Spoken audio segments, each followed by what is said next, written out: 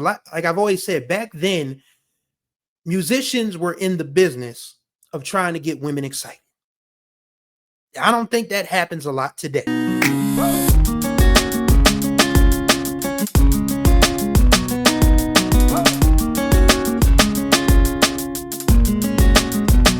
Come on, everybody, you're right on time for another ride on the Groove Line with your host, Chris Stevens. Hopefully you all are doing well out there. Hopefully your Monday and your week is off to a good start.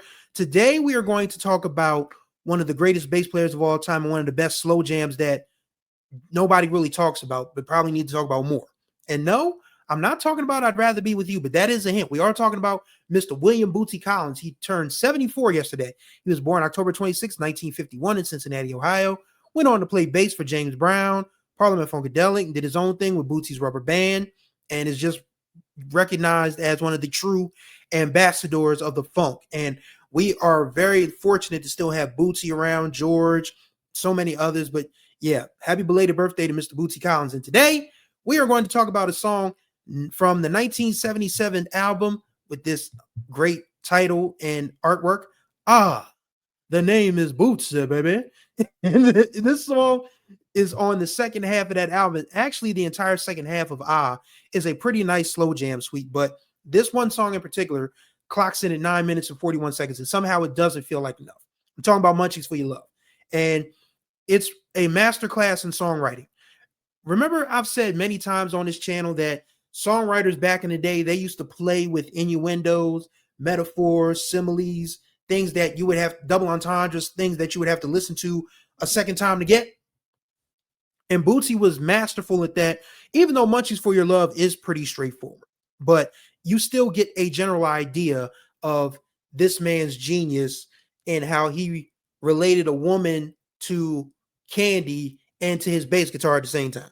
Genius work. And you think about that song in its entirety because it starts off really, really laid back. Because if you're trying to seduce a woman, as it were, back in those days, you needed something to sort of turn the tempo down a little bit after you'd been dancing and sweating all night long. You can't really get her to chill if you're still playing 120 BPM. That's just not how it works. So what Bootsy was able to do, and that's what a lot of great funk bands and funk musicians and R&B acts were able to do back then. Yeah, the first few songs on this album are going to get you to shake your groove thing. The second half, the latter half, the wind down, turn on the blue light. We're going to chill. We're going to flirt. We're going to talk. We're going to get to know each other. And then we are going to, you get the picture. So Munchies For Your Love. It starts off really slow. There's like the little tick, tick, tick of the cymbals and whatever synth is playing in the background. I don't know who's playing guitar. I think that's Catfish. I think that's his brother, late great Catfish Collins, playing that guitar part. And I know Frankie Waddy was on drums back then. So it was them obviously doing the drums and the guitar. I don't know who's playing the keyboards. It might be Bernie Worrell. Matter of fact, I'm quite sure it's Bernie Worrell playing the keys on that one. But yeah, Bootsy's bass, I mean, we all know the space bass, that really kind of slushy, funky, rubbery, wobbly type of sound that he was able to get out of the space bass. And that kicks in, and you just have to listen to the lyrics. You know, it's like a whole lot of good things rolled up into one candy like love. It's like staying up after bedtime when you're still just a kid. Like all of the things that you relate to having a good time, great memories, things that you maybe probably weren't supposed to do, like staying up late after bedtime, knowing you probably had to go to school or whatever the next day. Or if you were having too much, or you were just having candy when you weren't supposed to be having candy. There's a sort of clandestine passion behind that type of stuff. Never forget, one of my favorite wrestlers, Jake the Snake Roberts, had a promo one time. He said, my mother used to warn me, don't touch that. Don't do this. Don't do that. Somehow those things were always the most fun to do. A lot of those things that, people were warned against, drugs and sex, for the most part, seem to be a lot of fun. I can't speak to the drugs part. The sex part, yeah, I can agree with that. But Munchies For Your Love just speaks to songwriting in a way that was very clever. Like he says at the end, Bootsy at the end says, "Chocolate star, I relate you to a candy bar. even though you're on my bass guitar. Like, he's compared this woman to a candy bar, which he obviously loves to eat, hence Munchies for Your Love, and the bass guitar, which he likes to play and string and strum and, you know, finger. Let's just call it what it is. That's what he's doing. And as somebody who wants to be the center of attention, you probably, if you sing that to a woman, if you tell her, you make me feel as good as a candy bar, or I like touching you just like I like touching my musical instrument, I'm quite sure a lot of women will be flattered by that. If that's what they're interested in, if they're interested in you and you tell them that I just got the munchies for you, girl. Like, you do something to my sweet tooth.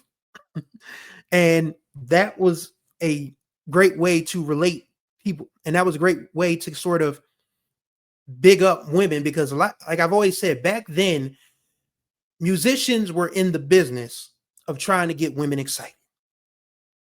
I don't think that happens a lot today. Not on purpose. If it happens by accident, if the woman gets turned up on the dance floor, even though you calling her all sorts of names, I guess. But back then, dudes were really writing songs to get women's attention in a positive manner.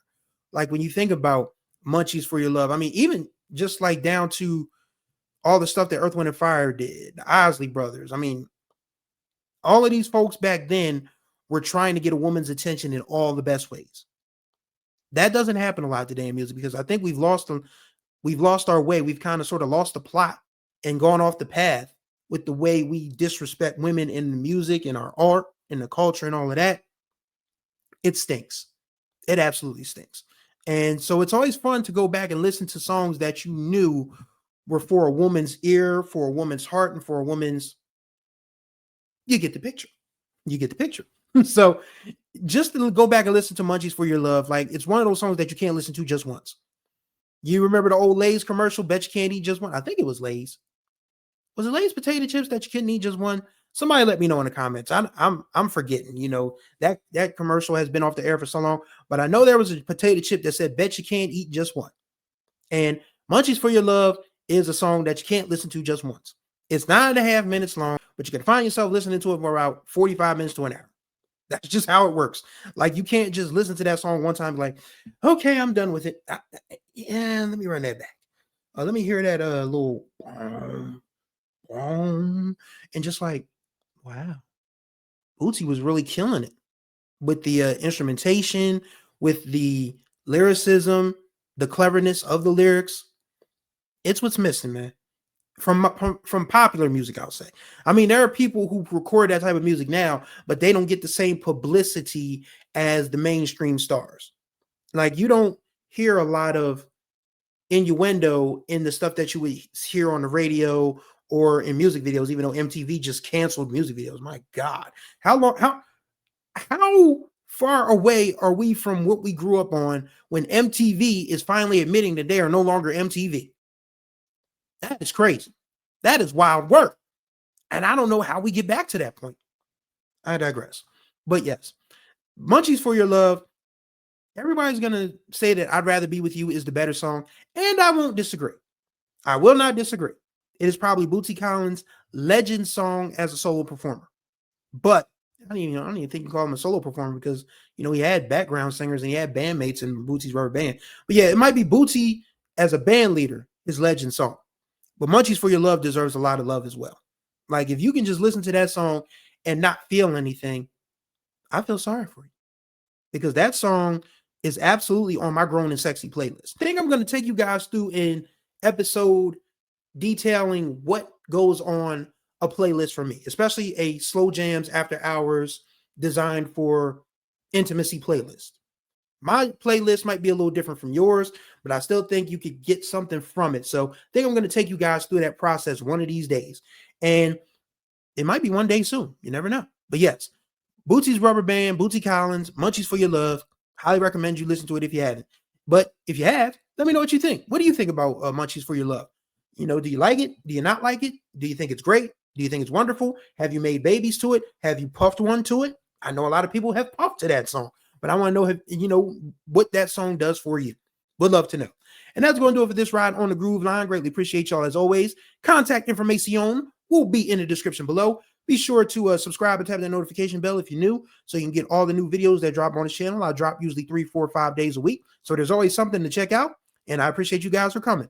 So until the next time we ride, may you find the groove, or may the groove find you.